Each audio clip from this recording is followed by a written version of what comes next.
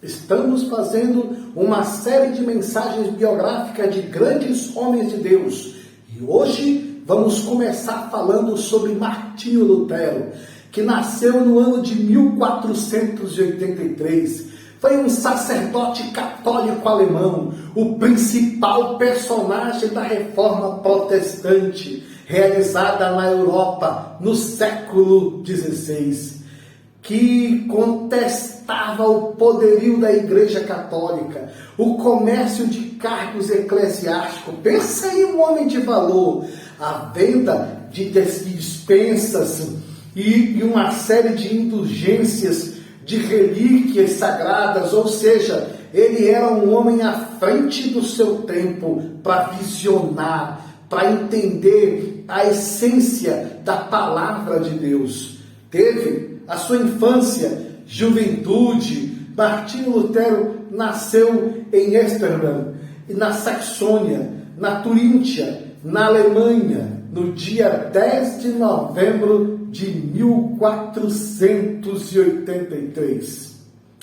Era filho de um mineiro que chegou a ser conselheiro na pequena cidade de Mansfeld. Foi criado em um ambiente religioso de violenta austeridade, com as histórias de demônios, feiticeiros, superstições. Realmente, isso marcou muito a infância de Martinho Lutero. Era um homem completo ali e um instrumento de Deus para ser usado no tempo de Deus. E em todo momento há um tempo que Deus ergue e levanta o homem.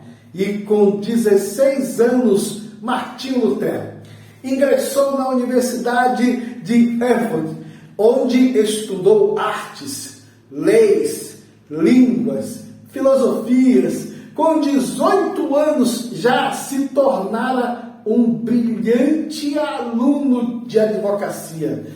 Mas foi em 1505. Ele decidiu entrar no mosteiro. Existia, na verdade, um convite interno. Ele se sentia chamado, vocacionado. E ele escolheu a Ordem dos Agostinianos de Erfurt. E isso aconteceu em 1507.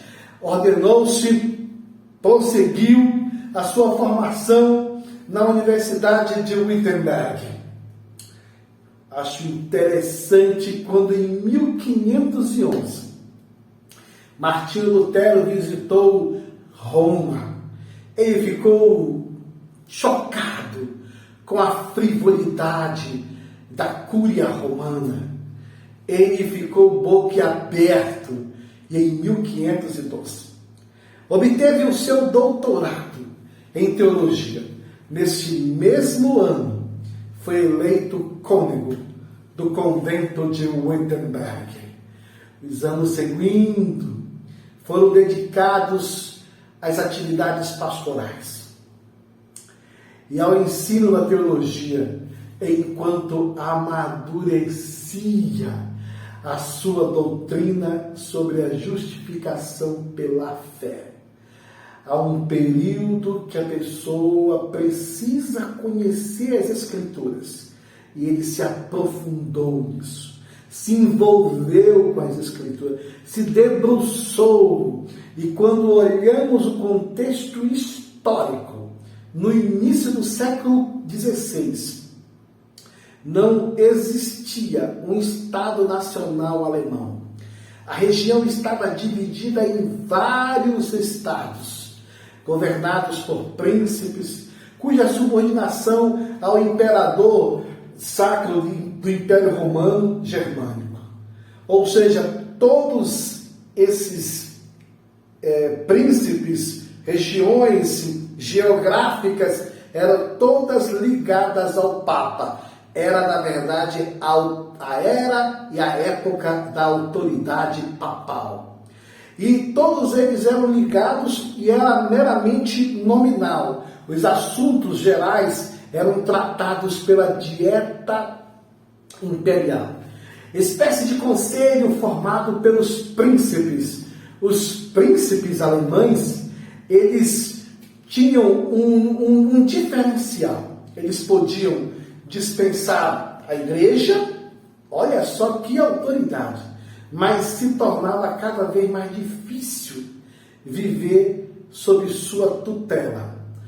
Todas as taxas, observe a motivação financeira, quando se refere que todas as taxas arrecadadas pela igreja fluíam para Roma. Ela era o cofre da religião da época, era o caixa forte, e tudo isso fluía para Roma. Nos estados alemães, apesar da falta de unidade política, vários soberanos já não toleravam qualquer interferência externa em sua jurisdição. Observe que a religião, na época, ela era, de uma certa forma, politicamente já era confrontada. Porém, a solução seria a formação de uma igreja nacional, que, olhando assim, um projeto para remodelar todos os preceitos do cristianismo. E a Alemanha estava pronta para uma reforma. Quando olhamos o perfil de 1517 e vemos a reforma protestante em 1517 e o sistema teológico de Lutero ainda não estava completo. Fazia conferências na Universidade de Wittenberg, fundada por seu amigo Frederico. E olhando por esse prisma, a gente percebe que este amigo de Lutero, Frederico, ele era um príncipe saxônico. Quando chegou à região, um frade vendendo indulgências que, de uma certa forma, permitia a comutação parcial de penitências em troca de uma gorjetinha, uma graninha, uma ajudinha, mas de graça não podia ser. E ali foi feito aqueles processos todos de penitências, aquela moeda de troca, de pagamentos e uma soma de dinheiro, enfim, estava sendo nessa época construído a grande Roma e precisavam de grana. Tiveram essa grande ideia, revoltado com a exploração da ignorância popular, feita pelo Frei, em nome do Papa Leão X, se percebe que Lutero elaborou calmamente, paulatinamente, uma série de 95 teses contra a venda de indulgências. E fixou na porta da igreja, entre tantos outros avisos, duas grandes folhas de papel. Era 31 de outubro de 1517. Em pouco tempo, se tornou claro que as teses de Lutero exprimiam os sentimentos de boa parte da população e dos príncipes que mantinham relações tensas com Roma e com o imperador. Observe, só precisava de um homem, mas ele tinha que ter coragem. Esse homem tinha que ser ousado. E, de repente, apareceu ali Martinho Lutero. O sucesso alcançado encorajou Lutero a enviar ao Papa um documento no qual sustentava que as indulgências não haviam sido instituídas por Cristo. Meus amigos, que choque, hein? Que choque! Choque teológico, choque de convicção, choque de religiosidade, de impactos religiosos sobre a crença. Porém, o Papa ordenou a retratação de Lutero. Tu vai vir aqui e tu vai precisar se redimir. Mas Lutero, eu não.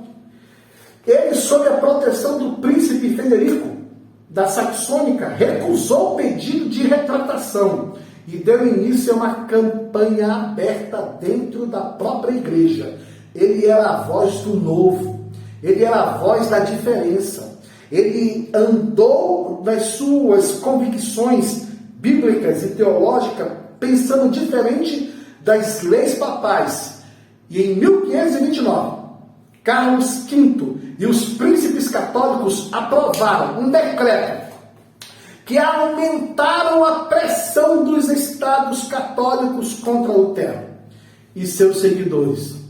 Que pressão, que tristeza, que afronta! O protesto contra essa situação criou a denominação protestante. E os protestantes eram os que protestavam sobre tudo aquilo que eles acreditavam ser bíblico e ser pelo menos sinceros. E surgiu o luteranismo. Tratados em 1520, Lutero redigiu 3 célebres tratados que estabeleciam a base do luteranismo e o início da reforma. Aí se apresentou-se a nobreza cristã da nação alemã.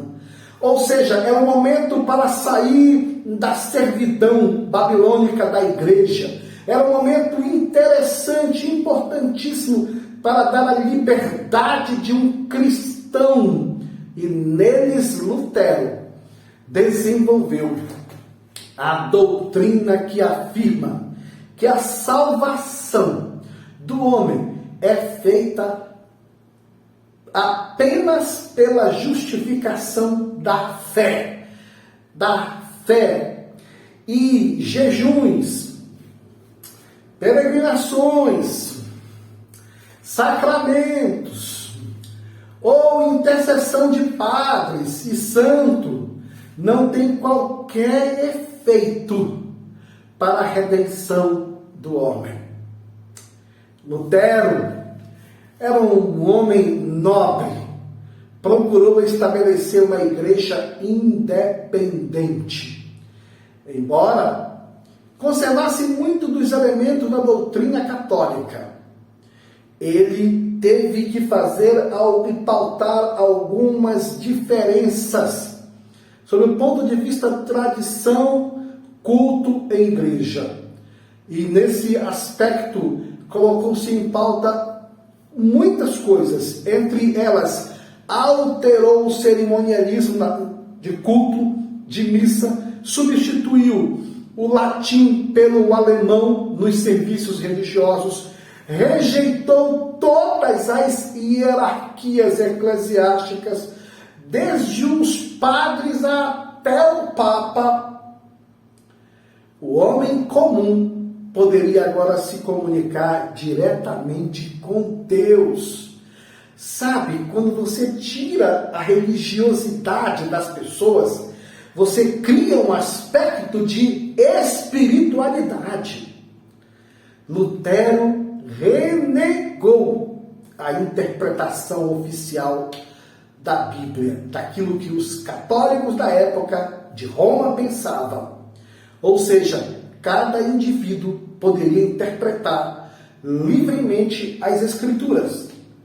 Os sacerdotes obtiveram permissão para contrariar o matrimônio dos sacramentos, conservou batismo, o matrimônio, a Eucaristia.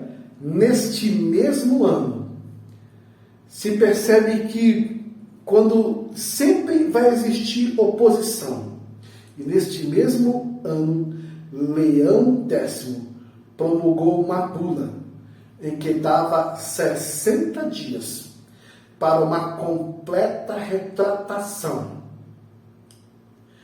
para Lutero. Sabe o que Lutero fez? Pegou aquele ofício, Lutero queimou publicamente a bula papal. E no ano seguinte foi excomungado pela igreja. Você quer alguma coisa, você vai estar e tem que estar disposto a pagar o preço por ela. Se é a voz, então vai pagar o preço. Em 1521, Lutero foi obrigado a se refugiar no castelo do príncipe Frederico. Ocupou-se a traduzir a Bíblia, que para o alemão, que antes só se lia nas reuniões, nos cultos, em latim. Em 1525, casou-se com a ex-freira Catherine von Bora. Sempre Deus tem alguém para colocar do lado de alguém. Rejeitando a imposição do celibato aos clérigos, chega um momento que Martinho Lutero e colaboradores se percebe literalmente que o Museu Histórico da Reforma de Genebra, o luteranismo, a conta, e se tornava, aliás, contra a reforma na formulação de suas doutrinas. Lutero foi ajudado por Felipe Melanchthon, um professor grego da Universidade de Wittenberg, que redigiu a Confissão de Augsburgo em 1530, que foi aceita pelo credo luterano. Tantas e tantas mudanças neste período que Lutero atravessou. Toda mudança é preciso que haja um ousado, um corajoso, um homem completamente disposto a pagar o preço. Lutero teve grandes consequências que revolucionaram a sociedade da época e abriu caminho para rebeliões políticas e sociais. Quer ter resultado? Vai ter sempre um preço a pagar na sua vida, mediante o tamanho sacrifício que você fizer. Todo sacrifício vai ter um grande benefício. A forma de protestantismo proclamada por Lutero, além da Alemanha, chegou até a Suécia, chegou à Dinamarca, aos Países Baixos, a várias doutrinas, seguiram seus princípios, criando igrejas nacionais como a Igreja Anglicana na Inglaterra, como a Igreja do Calvinismo, como também houve vários tipos de ramificações que começaram com o anglicanismo, depois foi para o calvinismo e depois se tornou assim uma série de ramificações em que chegou a várias outras igrejas evangélicas. A própria Igreja Católica, a partir do Concílio de Trento em 1545 e em 1563, procederia à sua própria reforma, que ficou conhecida com o nome de Contra a Reforma. Só que tem um detalhe: a vida da gente não é para sempre. Um dia ela acaba. O importante é deixar um legado. Martinho Lutero faleceu em Eisleben, na Alemanha, no castelo de Frederico I, príncipe da Saxônia, no dia 18 de fevereiro de 1546. Uma das frases bonitas e lindas de Martinho Lutero é essa: a mentira é como uma bola de neve. Quanto mais ela vai rolando, tanto mais aumenta. Quem não for belo aos 20 anos, forte aos 30, esperto aos 40 e rico aos 50, não pode esperar ser tudo isso depois. Também conhecida, outra frase é: a medicina cria pessoas doentes, a matemática pessoas tristes e a teologia pecadores. O coração do homem é como um moinho que trabalha sem parar. Se não há nada para moer, corre o risco de se triturar a si mesmo. Outra frase memorável de Lutero é que nada se esquece, mas lentamente que uma ofensa, e nada mais rápido que um favor. Os que amam profundamente jamais envelhecem. Podem morrer de velhice, mas morrem jovens. Uma masmorra com Cristo é um trono, e um trono sem Cristo é um inferno. Com essas palavras, deixamos aqui uma mensagem, a mensagem de Martinho Lutero, que no castelo de Wittenberg, na Alemanha, teve coragem a se opor a toda a autoridade papal. Será se nesta vida temos pelo menos um pouco de coragem para deixar um legado tal qual Martinho Lutero deixou? Até o próximo vídeo biográfico. Um abraço.